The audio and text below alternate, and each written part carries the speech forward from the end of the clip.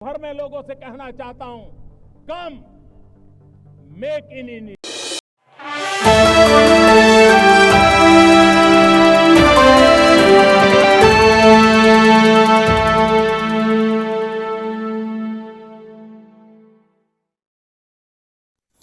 चुनाव में धोखाधड़ी के आरोपों पर विपक्ष चुनाव आयोग तक मार्च से पहले दिल्ली पुलिस ने सोमवार को कहा कि किसी ने भी विरोध प्रदर्शन के लिए अनुमति नहीं मांगी है।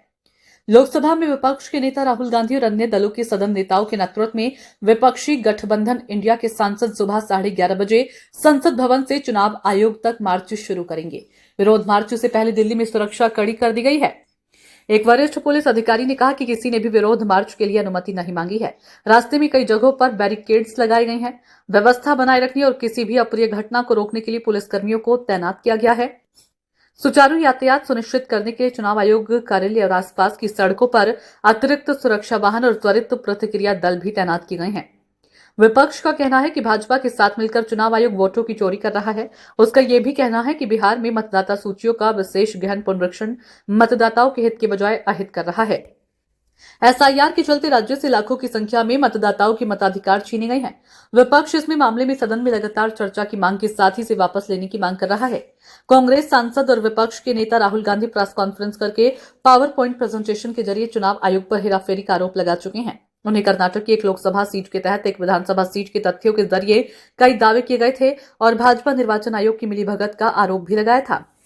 इससे पहले दिल्ली स्थित कांग्रेस मुख्यालय में प्रेस वार्ता के दौरान विपक्ष के नेता ने आरोप लगाया था कि भारत के चुनाव आयोग और भाजपा के बीच मिली भगत हुई थी, जिसके परिणाम स्वरूप प्रधानमंत्री नरेंद्र मोदी को अपना तीसरा कार्यकाल मिला।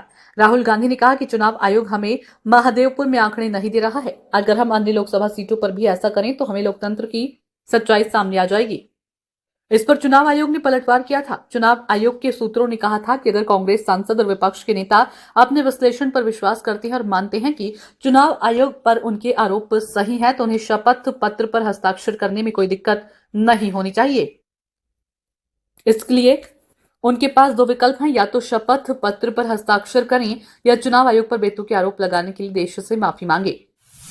किसी भी पात्र मतदाता का नाम सूची से नहीं हटेगा। इससे पहले शनिवार को बिहार में मतदाता सूची के विशेष पुनरीक्षण अभियान को लेकर हो रहे विरोध के बीच चुनाव आयोग ने सुप्रीम कोर्ट में हलफनामा दायर किया था। इसमें मतदाताओं के नाम मतदाता सूची से बाहर करने के आरोपों को खारिज करते हुए चुनाव आयोग ने कहा कि किसी भी पात्र मतदाता का नाम सूची से नहीं हटाया जाएगा। बिहार में मतदाता सूची के विशेष गहन पुनरीक्षण अभियान को लेकर सुप्रीम कोर्ट में दायर याचिका में चुनाव आयोग पर आरोप लगाया था कि एसआईआर के दौरान राज्य की मतदाता सूची से 65 लाख मतदाताओं के नाम हटा दिए गए हैं। इसे लेकर सुप्रीम कोर्ट ने चुनाव आयोग से जवाब भी मांगा था। आयोग ने अपने जवाबी हलफनामे में कहा कि 1 अगस्त 2025 को प्रकाशित मसौदा मतदाता सूची से किसी भी मतदाता का नाम हटाने की प्रक्रिया नियमों के तहत की जाएगी। साथ ही मतदाता को नाम हटाने के प्रस्ताव और उसके कारण के बारे में सबसे पहले बताया जाएगा। हर मतदाता को जन सुनवाई का उचित मौका, प्रासंगिक दस्तावेज देने का अवसर और तर्क संगत आदेश दिया जाए।